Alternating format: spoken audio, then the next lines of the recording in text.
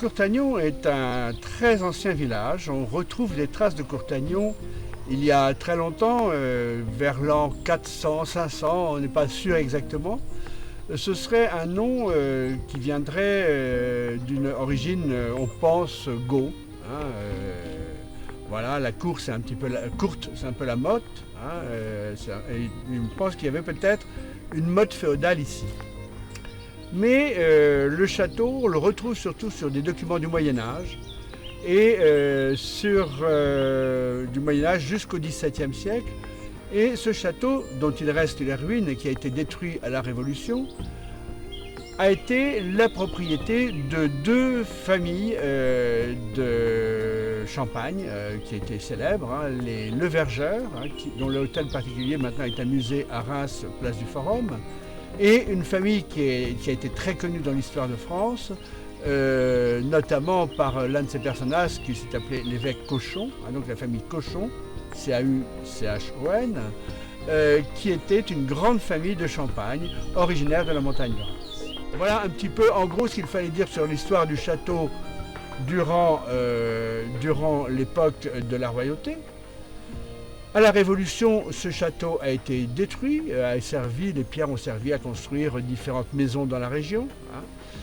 Et en plus, il faut savoir que ça a été plus ou moins abandonné, la guerre 14 arrive, et à ce moment-là, eh bien, le château de Courtagnon, enfin ce qu'il en reste, hein, devient, à la fin de la guerre, c'est-à-dire dans l'année 1918, vers le mois de juin-juillet, devient le quartier général de l'armée italienne. Il reste quelques restes dans les fossés du château, notamment de fils téléphoniques, etc. Et puis, sur les arbres de l'allée de Tilleul par laquelle on rentrait dans le château, eh bien, il reste des fers à cheval qui sont encore dans les arbres, hein, qui servaient à attacher les chevaux des officiers. Deuxième guerre mondiale, il semblerait que dans ce château, d'après ce que l'on m'a dit, hein, il y a une famille qui était assez, on dirait extrême droite maintenant, mais assez fasciste, hein, à l'époque. Et donc, mais il n'y a pas eu trop d'événements, je pense qu'on ne veut pas trop en parler. Hein. Et ensuite, eh bien, le château a été racheté par une famille d'industriels de Reims qui sont encore les propriétaires de ce lieu. Voilà en ce qui concerne le château de Courtagnon.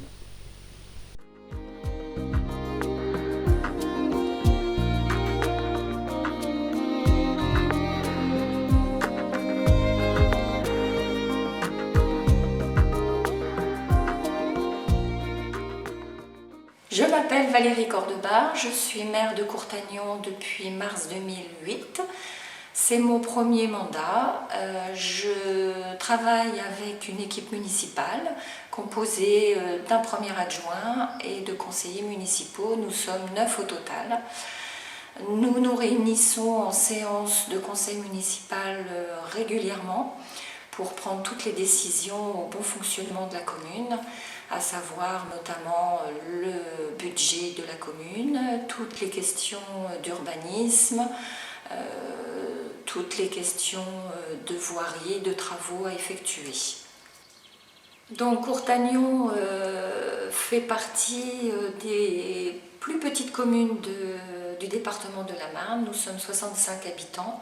Nous sommes situés en plein cœur du parc naturel de la montagne de Reims, faisant partie de la communauté de communes de Champagnevelle et du canton de Châtillon-sur-Marne.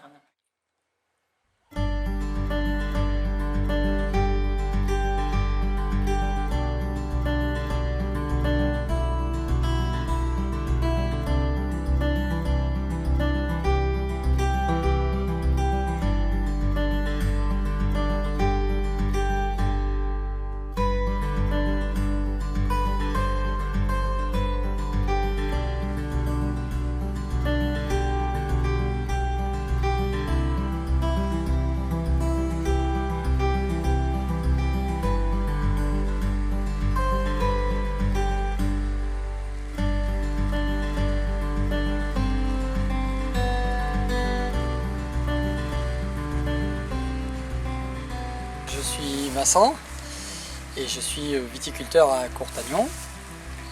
On est en ce moment en plein palissage des vignes, c'est-à-dire qu'on accompagne la pousse de la vigne pour faire en sorte qu'elle ne pousse pas en buisson, de manière à aérer la végétation pour que les grappes voient le soleil au maximum et que l'air passe le plus facilement possible à travers la vigne pour éviter les maladies. Alors, ce travail se fait en règle générale courant juin, après tout le travail d'hiver qui consiste à tailler la vigne, puis la lier afin d'organiser le début de la saison végétative. Et puis fin septembre, on commencera à réfléchir au vendange qui dure chez nous une dizaine de jours. Et ce qui nous permet de cueillir le raisin pour élaborer les différentes cuvées de bouteilles de champagne que nous commercialisons. L'enjambeur qui est derrière permet de décimer les vignes, c'est-à-dire de tailler tous les brins qui ne nous servent pas et éviter qu'ils retombent et que la vigne s'affaisse de nouveau, puisque il ne faut pas oublier que la vigne est une espèce qui est buissonnante, autrement dit qui pousse en buisson. Donc on la taille régulièrement en cours de la saison avec la machine que tu viens de voir, de manière à lui donner une forme et qu'elle se tienne bien et d'éliminer la végétation qui nous est inutile. Les rosiers que l'on a en bas de nos vignes sont avant tout pour faire joli, et puis parce que le rosier est une plante qui est très sensible à une maladie de la vigne, qui est l'oïdium, et c'est un bon indicateur pour connaître la pression de la maladie. Donc voilà, en plantant des rosiers en bas des vignes, on concilie l'esthétique et l'utile.